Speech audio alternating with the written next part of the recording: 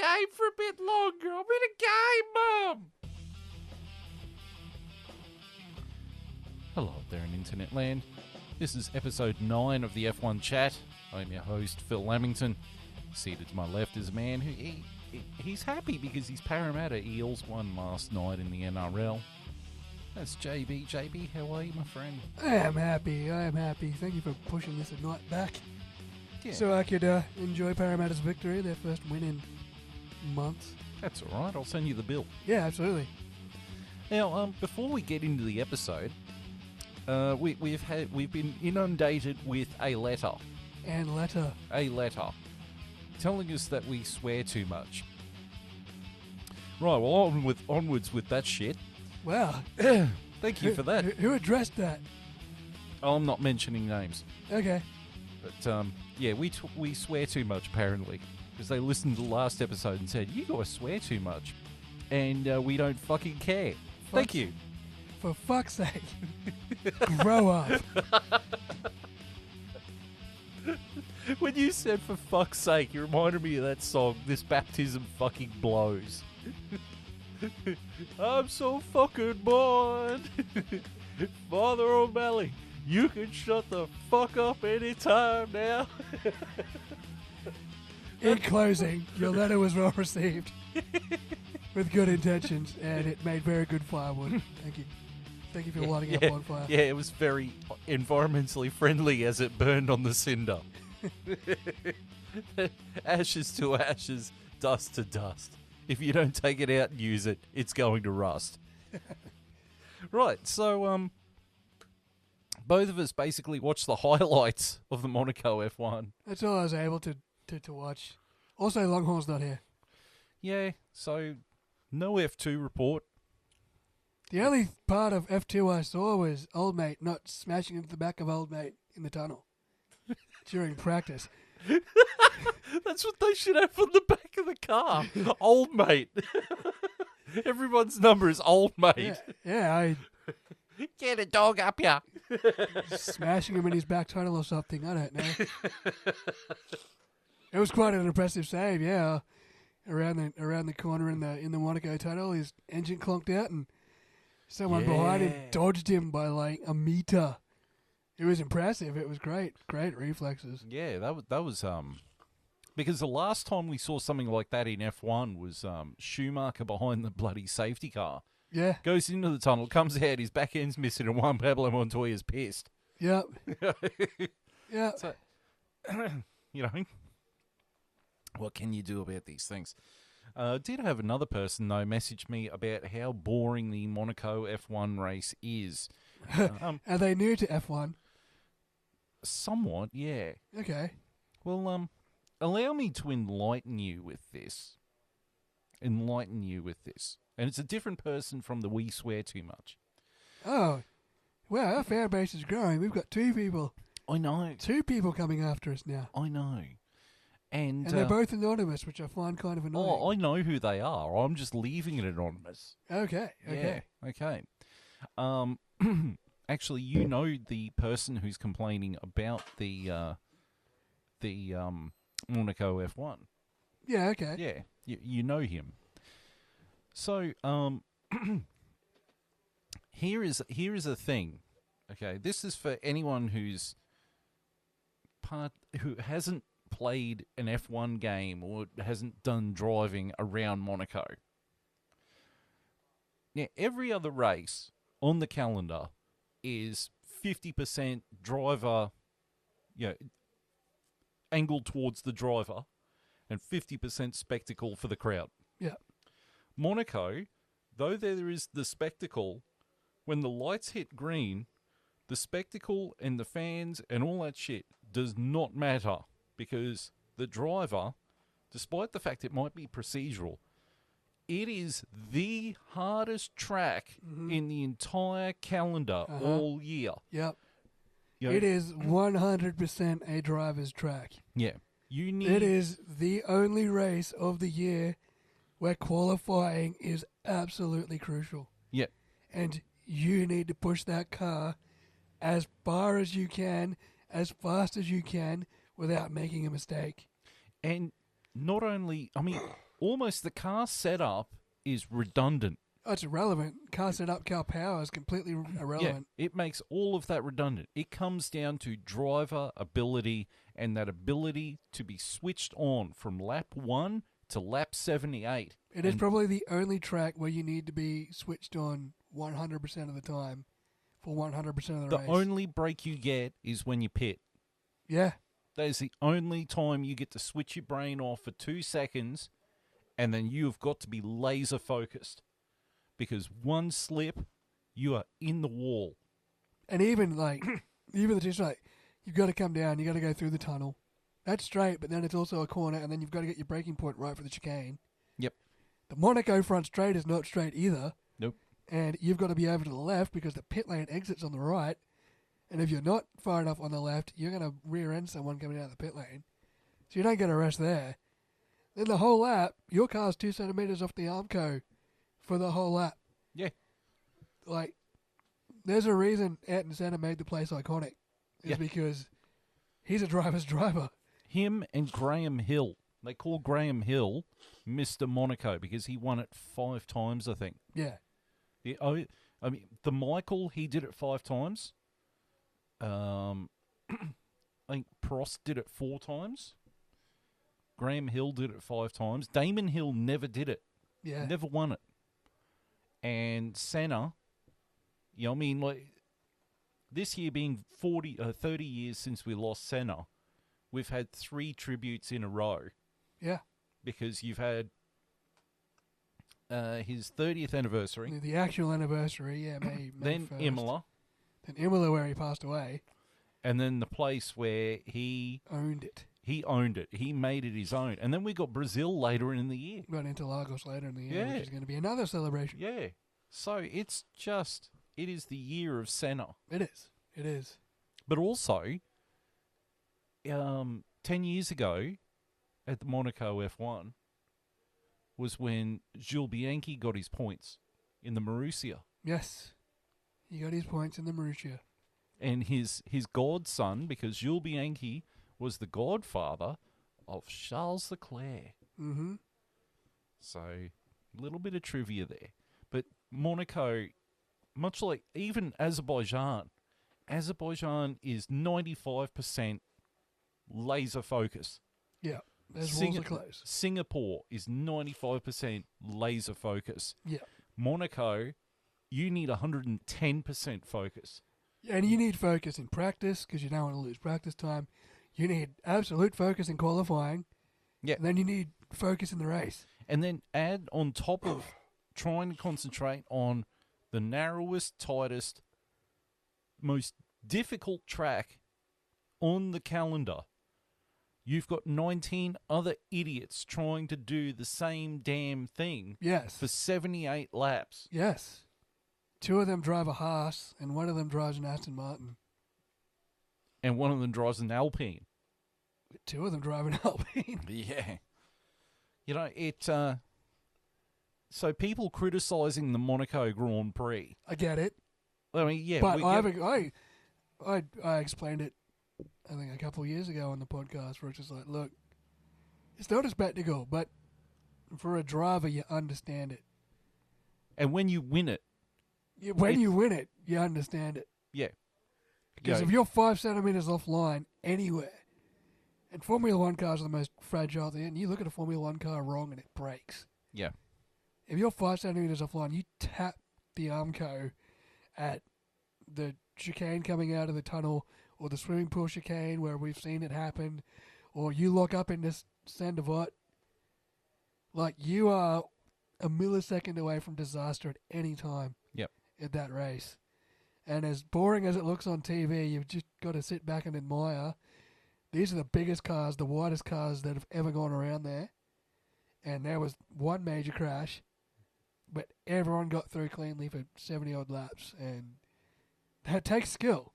Yeah. It doesn't look like it from the outside, but sit in the cockpit, even try it on the F1 game. Yeah. Go out there, put it on cockpit view, put realistic damage on, and tell me how many laps you get in before you lose a front wing. I think my record's about 7.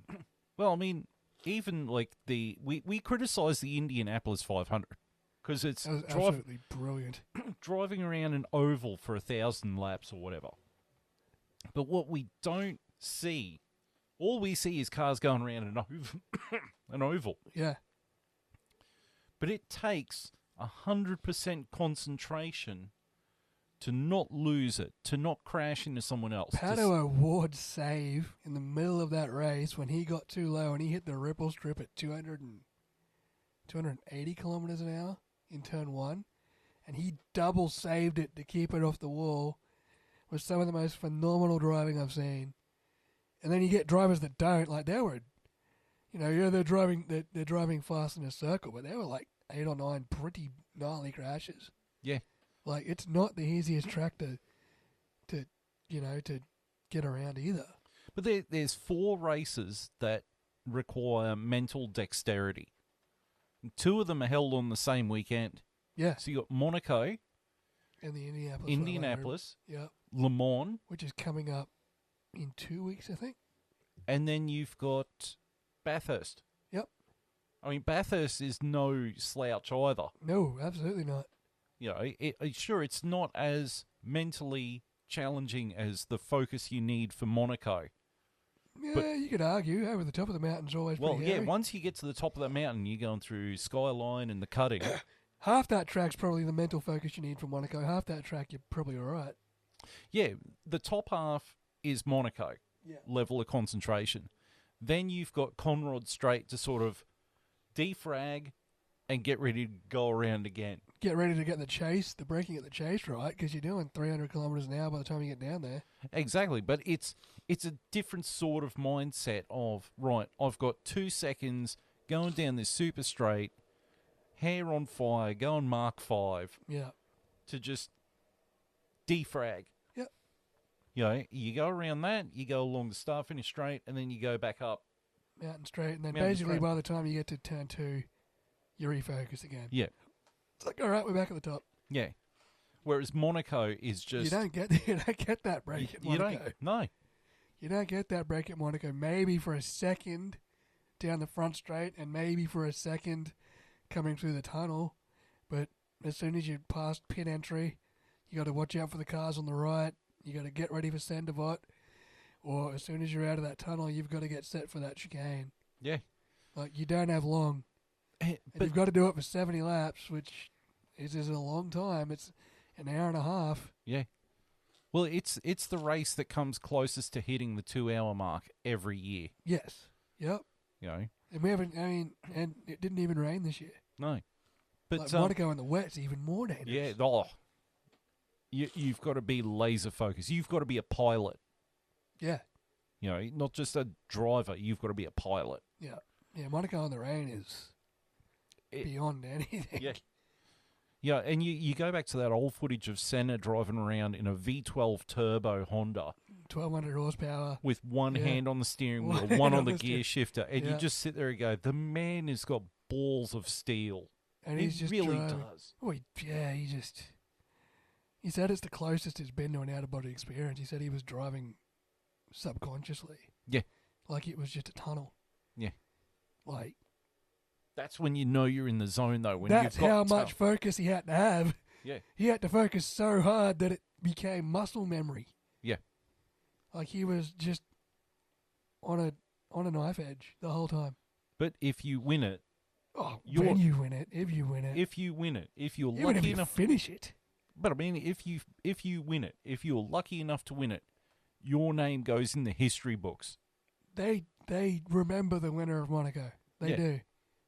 And you also No one cares if you win the French Grand Prix 5 times. No one gives a fuck. yeah, You win Monaco 5 times, mate. You're legend status. you're elite. Yeah. You're elite. Not all elite, but you're elite. You're just elite. Yeah. But I mean, it comes with the additional stuff that goes with it. Like, you actually have dinner that night with Prince Albert. Yep. Prince Yeah. Albert of Monaco and Yep. Queen, what's her name? Can't remember her name. Princess. Caroline? Yeah, it might be. Somewhere around there. Yes.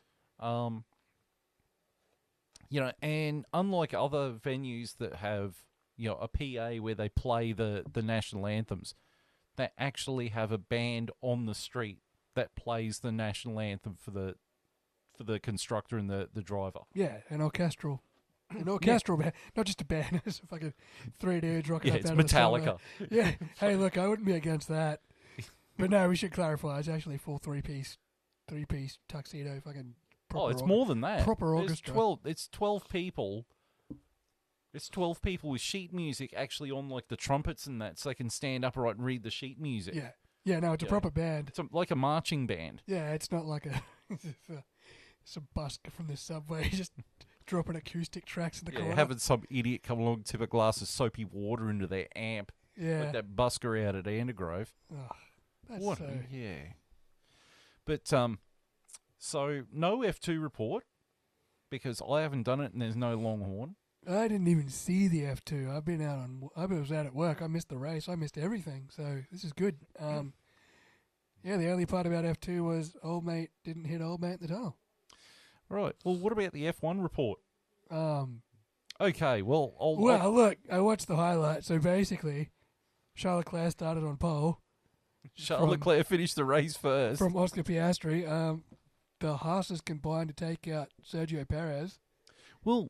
Which was pretty spectacular. Hey, hang on. We'll do a little bit of a report here, okay? So, lap 1, Charles Leclerc starts the race in first place. After going around Saint-Devote, Kevin Magnussen and Sergio Perez collide. If you watch closely, K-Mag actually bumps the wall. He gets pushed into the wall by Perez. Right. And they spin... and they take out Nico Hulkenberg in the aftermath. So Hulkenberg was an innocent bystander. For once. Also, going up that same stretch of road, Carlos Sainz and Oscar Piastri bump, which causes Carlos Sainz to get a flat, which is why he can't take the casino corner. Because his tyre's got a slow flat. And then... as they past Portier. Portier's the hairpin, isn't it? I'm pretty sure. Yeah, Portier, and then there's the next 2 corners after that. Yeah, the 2 corners that lead to the casino tunnel. So Pierre Gasly, this is all on lap 1. Pierre Gasly is on the racing line, and his teammate Esteban Ocon goes, "Hey, there's a gap there. I'm going to slide into it," despite the fact... Despite the fact they were told by the team boss not to crash into each other. So Ocon, sticky beaks all the way through. And then because Ocon can't overtake anyone, much like Lance Stroll, without having to hit them, tries to push Pierre Gasly into the wall coming out of the corner. Gasly's got nowhere to go. Ocon rubs tyres with him. Ocon's car gets launched up, suspension broken. He's out of the race. Then lap 78. Just because you're at Ayrton Senna's playground doesn't mean you have to follow that rule all the time. And then lap 78, Charles Leclerc wins his home Grand Prix, the Monaco The first Monegasque to ever win the Monaco Grand Prix. Since 1931. In 93 years. Yeah. Charles Leclerc wins for Ferrari. Australian Oscar Piastri comes second in the McLaren. Third place was Carlos Sainz in the other Ferrari. Charles Leclerc also got driver of the day. Yes. I don't know who got fastest lap, though. I didn't watch the race. I couldn't tell you. I fell asleep. I woke up with 7 laps left to go. So, and I tried watching it. I think I got to the end of lap 2. And I was just like, I literally didn't even bother. Because of the massive shunt of Sergio Perez, it took them an hour to repair the Armco barrier. Yeah, they just flat out replaced it. Yeah. In 4th place was Lando Norris in the McLaren. 5th place was George Russell in the Mercedes. 6th place was Max Verstappen in the Red Bull. 7th place was Lewis Hamilton in the Mercedes. 8th place was Yuki Tsunoda in the RB. 9th place was Alex Albon in the Williams, and 10th was Pierre Gasly in the Alpine, despite his teammate just cannonballing in front of him. Right. Well, interesting note. That's the first time in Formula One history the top 10 didn't change position at all. Oh. That is where they qualified, and that is where they finished. A wacky day. Had it not been for the red flag, Carlos Sainz would not have been there.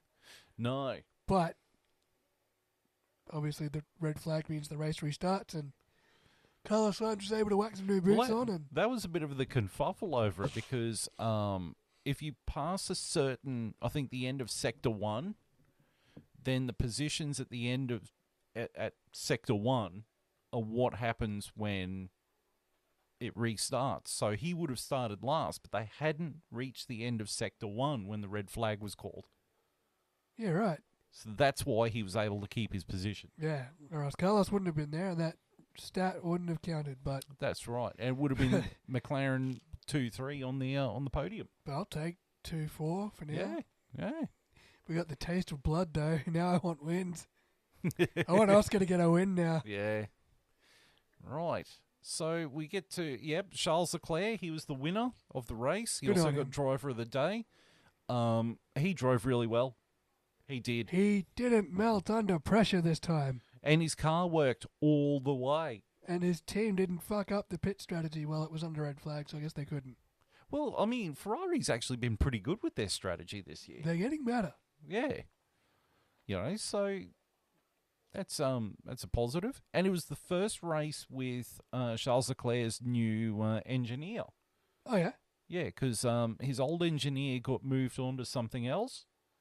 And one of the two guys that defected from Mercedes a couple of weeks ago was his engineer. Very nice. Yeah, because old Uncle Fred, he's just like, this isn't working, we'll make some changes. At least he's not afraid to make those changes. Yeah. But Charles Leclerc, no, I mean, he qualified really well, obviously, getting pole position. Whacked it on pole in his home race. You know, survived the PTSD of not crashing out in the lead of his home race, which he's done. The PTSD of being Charles Leclerc. The PTSD of just being Charles Leclerc, yeah. He did it. He did it. I'm proud of him. Good on him. Yeah. So was Prince Albert of Monaco. Yep. He was crying. And Monegasque wins the Monaco Grand Prix. You know, how awesome's that? He would have been there every year as a kid, watching the grandstands get built, watching all these legends race around his home streets. And now he gets to be one of those legends racing around the streets, and he wins it. Yeah. That's a good story. I think everyone was pretty well proud of it. That's a good story. Yeah. He's did it. My boy has done it. He did it. He fucking did it. And he got driver of the day as well. Yeah. Well deserved. Well deserved. Right, now we get to the key drivers. I think we'll make this pretty obvious, but the first one's Oscar Piastri. Yeah. Good weekend. Good qualifying. To stay behind and level pegging with Charles Leclerc for most of the race, and then towards the end, Charles Leclerc dropped the hammer and left him. But, you know, second year in F1, probably his third crack at Monaco. Yeah, I don't think he's been around in Monaco much. No. So that was a really good job on his behalf. Yep. Next one's Carlos Sainz. Yep, another solid performance. Same with Lando Norris. Yep, another solid performance. I'll take the points. And then the final key driver, because he finally did it, he got some points on the board for Williams. It's Alex Albon. Good on Alex Albon.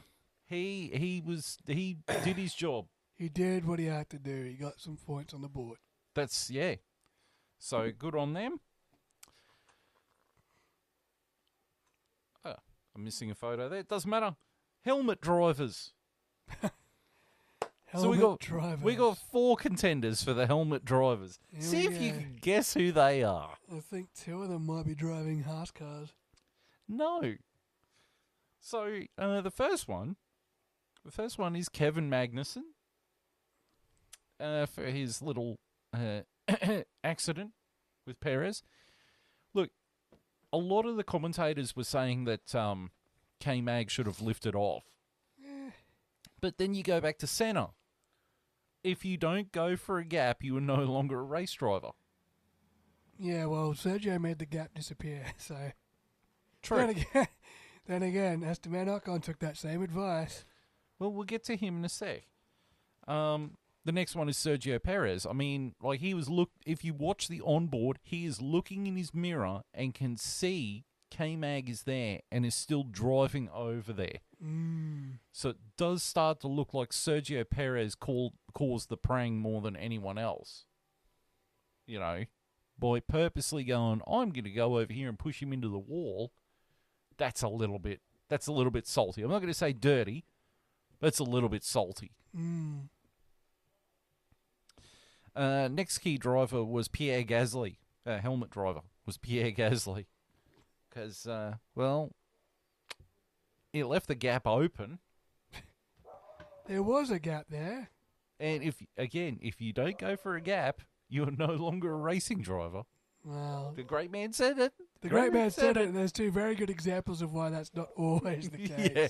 Well, the last helmet driver is Esteban Ocon. I mean, he must have been thinking about his girlfriend or anything because he really wanted to mount that Alpine. He just, yeah. I don't know. I mean, Sergio probably by rights caused that crash. As much as everyone's blaming the Haas for being there. Yeah, look, I'm going to go with Sergio. It's just a dumb bit of driving for a few guys. Right, so Perez? Yeah, I'll go Perez. All right. If we can definitively prove that he caused that crash, which it sort of looks like it did. Yeah, and he made a royal mess of that car. Oh, yeah, that car's not coming back. And apparently a journalist got injured. Yeah, there's a footage from the outside of the track where the photographers were standing, and that car hit right where the photographers were standing. Yeah, that Armco is pretty strong, I'll give it that much. I think every wrestling fan that supports WWE was like, it's a shame it's not Dave Meltzer behind that thing. Get him hit by some... But no, there was some flying carbon fibre, so thankfully... I don't think there's any serious injuries, but yeah, it did rain down carbon fibre on the spectators on the outside of the Sergio hit. All right, so we're going to move on to the news, and the first news item is former... I think he worked for... God, where did he work? He worked for Renault in the 2000s. Yeah. A guy named Pat Fry. Yeah. Yeah. He has signed with Andretti. They are going to try and push this through, aren't they? I don't blame them. I mean, so they should, and I hope they get there.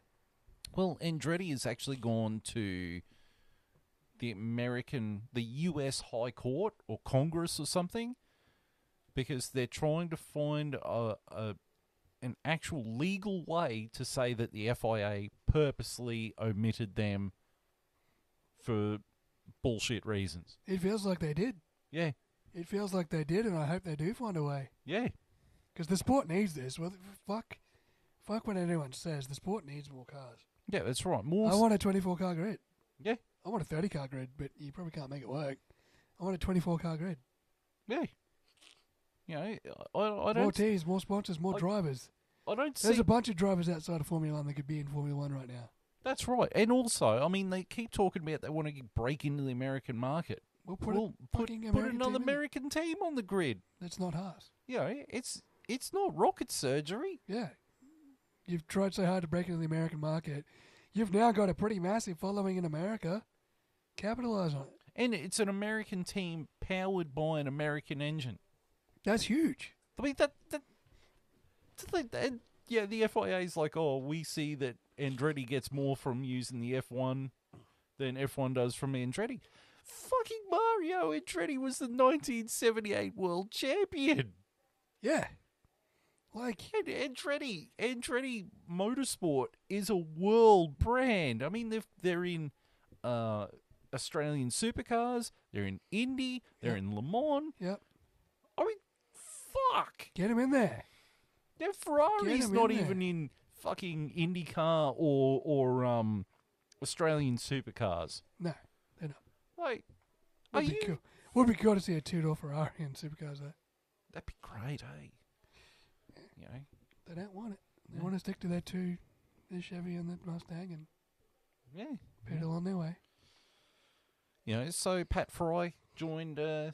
He because he was part if of. If he can spearhead them, that would be massive. Yeah. Next one. Oh, there's the photo there. Oh, there it is. There he is. All right. Next one. So there's two things to do with Williams. So 2 weeks ago they signed Alex Albon Yep, he showed some loyalty. to a 2-year contract with a extension for a 3rd year. No, that's so good. Right? That's so good. Now, the first rumour is that Williams are vying for Valtteri Bottas to rejoin the team. Yes, I did hear that rumour. I think he'd be a good get. Oh, of course.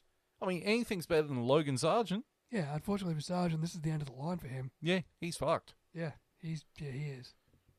And I think James Vowles is like, we're not going Kimi Antonelli. I don't see enough in him, and we're not getting enough from Mercedes to warrant it. He absolutely has not set F2 on fire. He hasn't. He was touted as the next Lewis Hamilton, and he hasn't really shown it. Yeah, he's just meh. Give him another year. Give him Yeah, another couple of years. yeah. know. Let him simmer. Not everyone's going to rise up the ranks the way Piastri and Norris and Hamilton did. Well, I mean, it took 2 years for Mick Schumacher to win F2. Exactly. So, you know. The other news is that apparently Williams are vying for Carlos Sainz. I think that's a stretch. Even though apparently they've offered Audi money to get him. Shouldn't call me strange here, but shouldn't Williams spend that money on, I don't know, fixing the car and making it better? Maybe develop the car a bit more. Yeah. Yeah, I don't think Carlos. I don't think that's a fit. No. I don't think Carlos would want it, and I don't think Williams in the long run need him. No, and Williams for need to Car- gun. and for Williams Carlo- need to find Yeah, Valtteri Bottas has to be perfect because he's been there yeah. and he's experienced. And for Carlos, it's a massive step backwards. Yeah, Carlos won't. I don't think Carlos will want it. I mean, you could throw infinite amounts of money at it. It's not going to fix the problem. Yeah, I don't. The more, I mean, when I first saw that rumor, I'm like, oh yeah, Carlos at Williams, that'd be awesome. And now I'm just like, nah, maybe not. The only way that would happen is Williams if would have to. sign Adrian Newey. Williams would have to dramatically improve that car to get Carlos. They'd have to sign They're Adrian not even Newey. a midfield. They're not even a midfield. They're not in that midfield battle. No. Like, you're trying to get a guy who's going from Ferrari, the second best car on the grid, to The second worst car. yeah, that's not going to happen. And James Vowles has said that the car has been overweight all year. Yeah, And we need to get the weight down. take the Carlos Sainz money and throw it at Adrian Newey, Yes. Yes. and then sign Valtteri Bottas on a fucking Legends contract. And then properly get a proper registered copy of Office 365 and stop using the cracked version. Okay? Yeah, start making your fucking parts out of carbon fiber instead of fucking steel. Magnesium. Fucking magnesium burns bright. Ask Nicky Lauda. Ask Nicky Lauda what magnesium parts do. Burn your fucking lungs. Yeah, but he got him 2 seconds faster. It also got him a trip to the hospital pretty quick too. Yeah, he got him. Well, he died from it too, so Eventually. 2 failed lung transplants, you know, that Hey, happens. good on him. He fucking, for as long as that man fought, that's fucking impressive. Yeah, and, you know, he was a success. It was a Three-time success. world champion, owned airline companies, Yep, he's fucking immortalized. you know, and it was in a movie. You know, he's great movie. and he's a legend. He will And always he's a be a legend. Okay. All right, next news item. Alpine. Right. What now?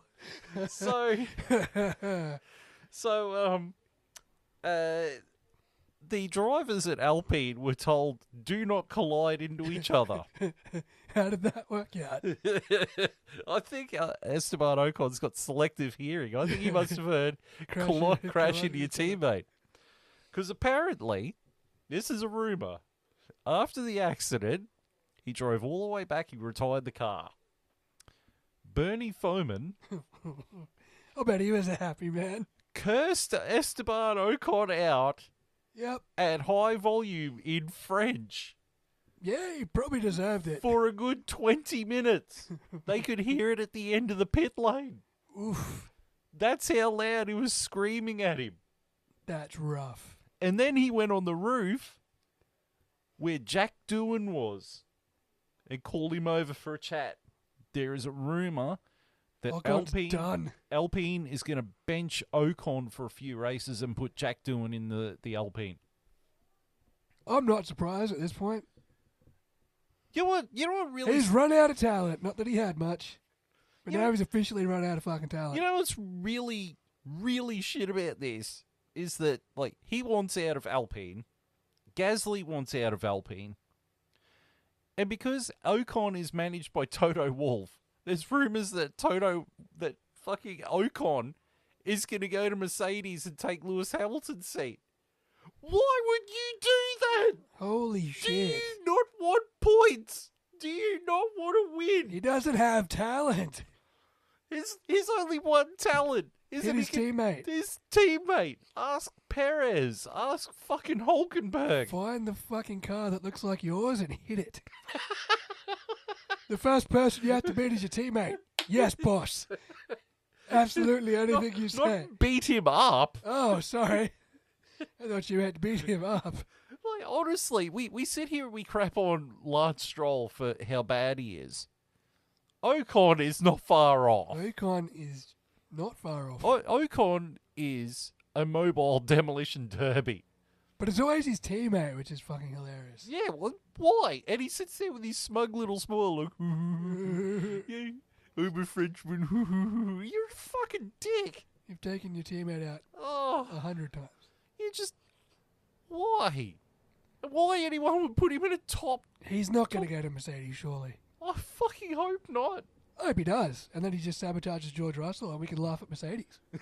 We already laugh at Mercedes. Yeah, I know. It's been a long time coming to laugh at No, Mercedes. but you know now we what's can going to laugh at happen? Mercedes. You know what happens? He goes to Mercedes, and then we end up with that fucking shot of Toto Wolff smashing that other headset. Yes, he goes to Mercedes. He crashes George Russell out of the Grand Prix and then Toto's smashing the Bose headphones. He You can't. know what? Sign him. Fucking sign him. For my entertainment, fucking sign him.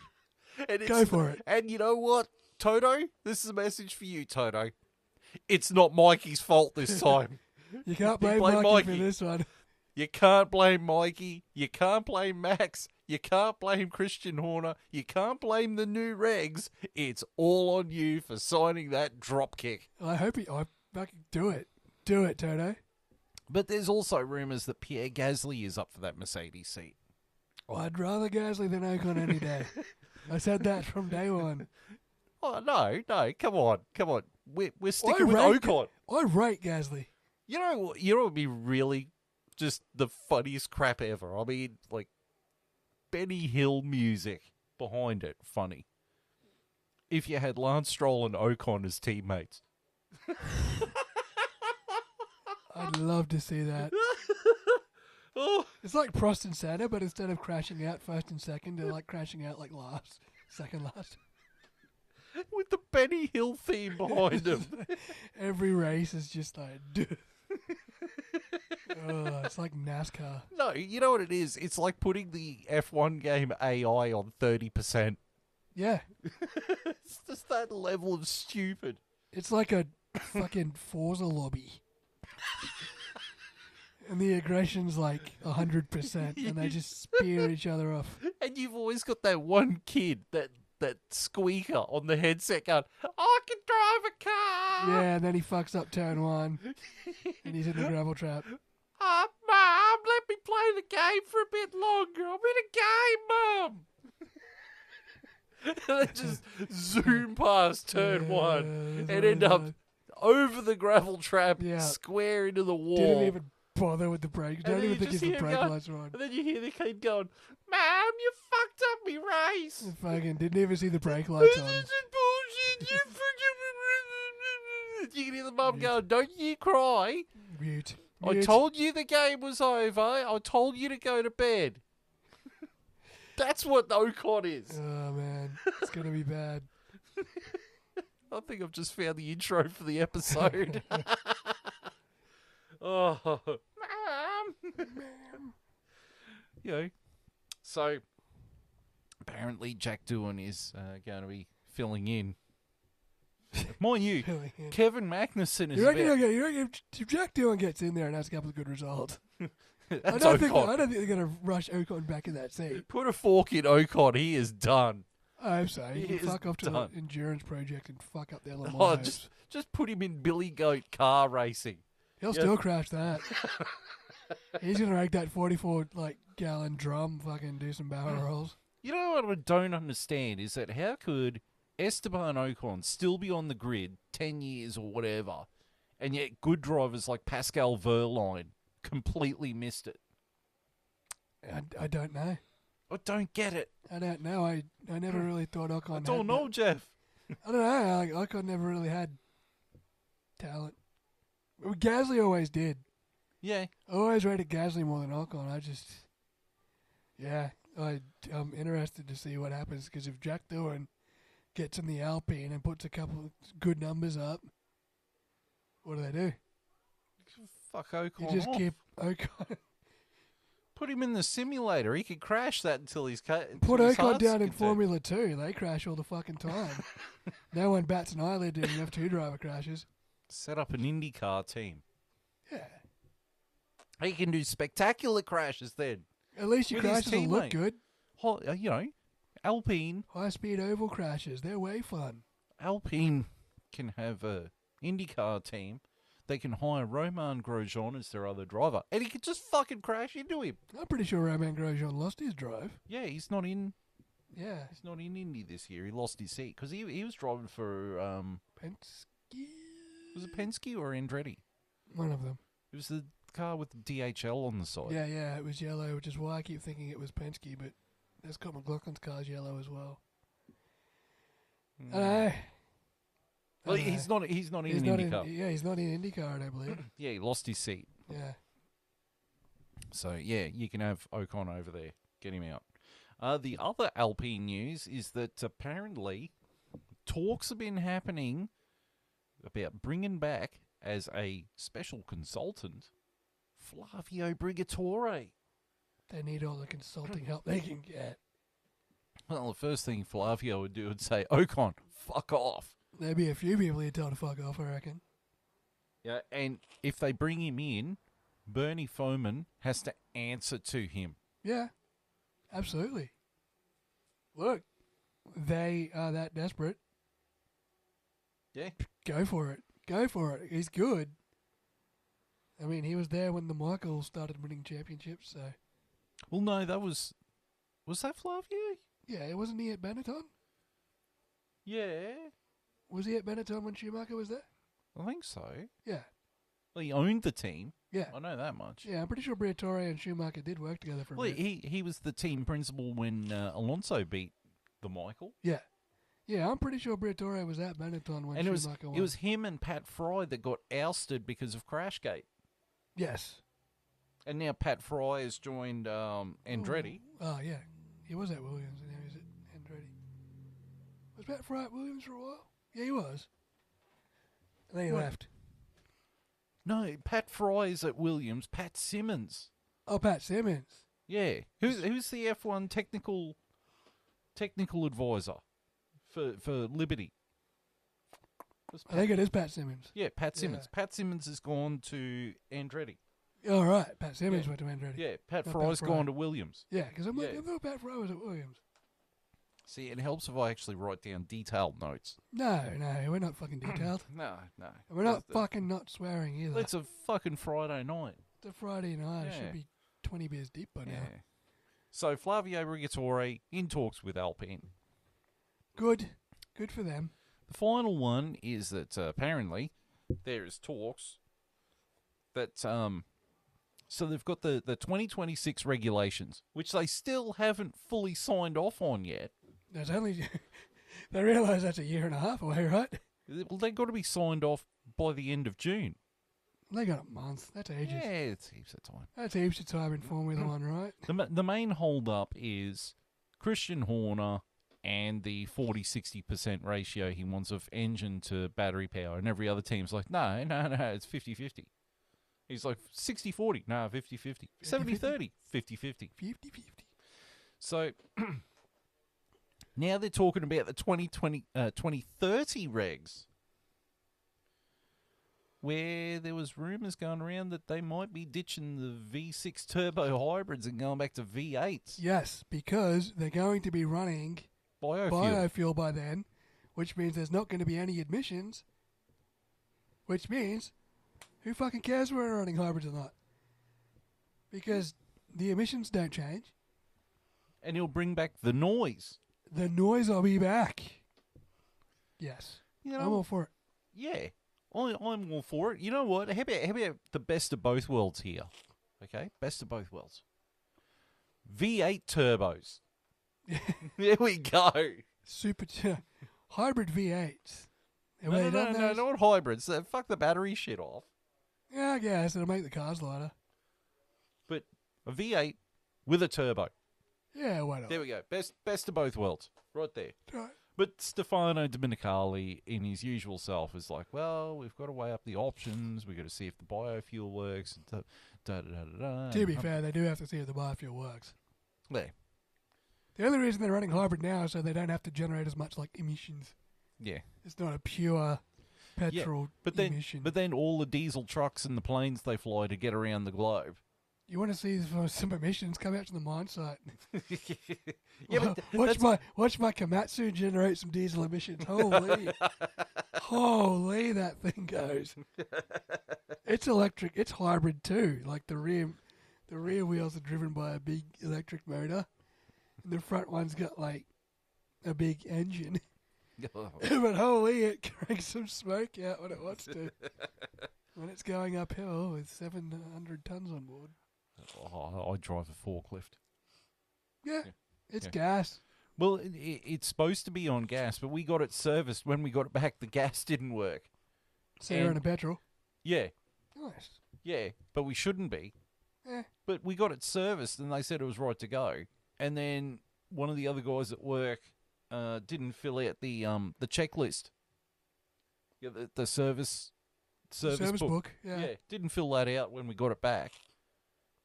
Said it was all kosher as Christmas. Jumped on, the gas bottle didn't work. So now, because he didn't fill that in, we can't take it back and say, oh, you guys, you missed this. Because he drove it without using the... Did you turn the gas bottle on? Yeah. Okay. Just checking. Yeah. So now we have to run it. Is the gas bottle full? Yeah. Okay. Just checking. Oh, I'm not stupid. I ran it through the checklist. We've done it. Yeah, but... The forklift's fucked, and then it's like, no, wait, the gas bottle's empty. We've done it. We've fucking done it. Trust me, we've seen that at work. Yeah, so. we've done it. I mean, we've got one guy at work who, he doesn't have a forklift ticket, but he'll jump on the forklift and he'll drive it. And then when he's finished with it, he'll just pull up and switch it off and put the handbrake on. Leave the forks 10 meters in the fucking air. That, and he leaves it in gear. So then I get on it trying to make it go. I'm like, why isn't this fucking thing going? Why can't no fast? Because you've not got it in neutral. And then you slip it down and the green end lights up. And you're like, it's not in neutral. Why can't no fast? Well, he shouldn't be on it. He shouldn't be on it. He's not qualified. Yeah, I know. But sometimes I just get a little bit too busy. Right, so that's the news. So we're going to get to the driver standings. And have a quick swig of the drink. There we go. That's how we do it on the professional podcasts such as ours. Fucking so professional. So in first place is Max Verstappen on 169 points. Second place is Charles Leclerc on 138 points. Wow, he's really caught that gap up. That gap is closing. Third place is Lando Norris on 113 points. Fourth place is Carlos Sainz on 108. Well, Perez has really taken a nosedive here. Perez is in fifth with 107 points. Sixth place is Oscar Piastri with 71 points. Seventh is George Russell with 54 points. Eighth is Lewis Hamilton with 42 points. Ninth is Fernando Alonso with 33 points. And 10th is Yuki Tsunoda with 19 points. Go, you Japanese beauty. And there's rumours that he's not going to be at Red Bull Racing Bulls next year. Is he going to go to Aston Martin with the That's the rumour. Yeah. So no more Lance Stroll? Yeah, that's the rumour. Good. Goody gumdrops. Team standings, Red Bull Racing is leading the constructors with 276 points. Second place is Ferrari with 252 points. Oh, wow. That gap is closed. That is a smashed crab of a gap. That's almost less than a race win. Yeah, yeah. Ferrari could take top spot in the constructors if this keeps up. Yeah. Sergio's got to get his head back in it. Yep. Third place is McLaren on 184 points. Man, they're skating away from Mercedes. McLaren seems to be in their own group. Yeah. Fourth place is Mercedes with 96. So they're skating away from Aston Martin. Don't know how. Fifth place is Aston Martin on 44 points. Sixth place is the VCarb, the Visa Cash App Racing Bull, on 24 points. They've banked some points. Yeah. But Yuki's the one bagging the points. Yeah. I thought that car was going to be a piece of shit, and here it is in sixth place. Far and away, right in the midfield. Yeah. It's actually a decent car. What's really surprised me is seventh place, which is Haas with 7 points. That's as far as they've gone. Yeah. They bagged their points early and then they stopped. I wrote them off. I said they were going to come dead last. They're still good. They're still good. Kick Sauber's got to do some work. But Oh, yeah. Eighth place is Williams with 2 points. they're off the bottom. Ninth place is Alpine with 2 points. And then coming dead last is Kick Sauber with Zut. Kick Sauber are the bad ones. Yeah. I didn't see that coming. Well, I mean, having defective wheel nuts where it takes you 30 seconds to do a pit stop doesn't exactly That's help. not a good start, yeah. But I don't think Zhou Guanyu's a quality driver. And Valtteri Bottas, well, I don't know what he's doing. He's doing his best, but 30-second pit stops don't help. No, he'll look better at Williams Yeah. if he goes there. Yeah, because Alkenberg is going there next year. So Yeah. I don't think Zhou Guanyu is going to be on the grid next year. Not looking likely. No. Right, and then we get to the social media. Yeah. I don't know what's going on with me. I'm struggling to get air out here. Right. Try that one again. Social medias. Yes. So you can watch us on the YouTube. Mm-hmm. On the F1 Chat, care of Vindicator 18 channel. You can also watch us on our dedicated channel, which should be called Kiki Barking a Lot at the Possum. It's the F1 Chat 1. Don't forget the one. Don't forget the one. You can interact with us on the Book of Face, the Facebook, at the F1 Chat. Yes. We are on X, as are a lot of OnlyFans. We're sporadically on X. It's probably the least updated platform, to be honest. I really haven't been on there much. But that is the F1 Chat 1. Yeah. Don't forget the one. Don't forget the one. Then we've got Rumble, the F1 Chat. And we're on Spotify as the F1 Chat. Hell yeah. For any of your podcast needs while you're driving a Komatsu in a circle. That's right. So you can listen to Kiki barking at the possum in the background. Yeah, that's a good soundtrack. That is a great soundtrack. Right, so next race, because we're recording this on a Friday night. Yes, so we're a week away from the next race. Yes, we're a week away from Canada. Yeah. If Monaco is the race you look forward to the least because it's procedural, Canada is the one that can throw up anything. Canada's great. You've got the weather. Yep. You've got the Wall of Champions. Yep. You've got 2 Haas's and a Alpine. And an Aston Martin. And an Aston Martin. Anything can happen. Anything can happen in F1, and it usually does. Yeah, so... Canada's the one. Montreal is a great track. It's such a brilliant fun track. It's the anti-Monaco. It's fast, it's open, it's all straight lines. Yeah. And if it fucking rains, shit kicks off. And it's just a primo track. It is a magical track. It's a very good track. The only problem with this track is that they speak French. That's all right. But that's okay. They're French-Canadian. It's okay. We'll forgive them for that. But that's in just over a week's time, so we'll probably be back in about 2 weeks. Yeah, I'll be at work for the race, but if we delay the podcast, I can be back for the podcast. Or we can just do it the way we've done it the last couple of Oh, times. yeah, you might get my crackly remote headset feed coming through again. Yeah, it sounded right to me.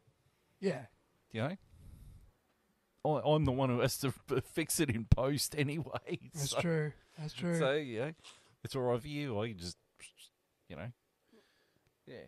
Right, well, thank you everyone for tuning in.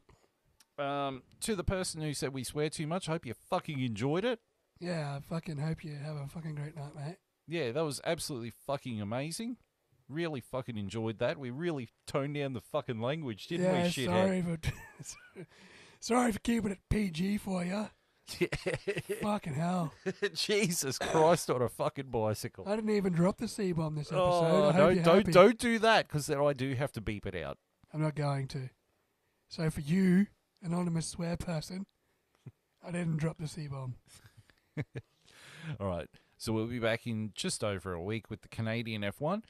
Thank you for tuning in. Until then, it is goodbye.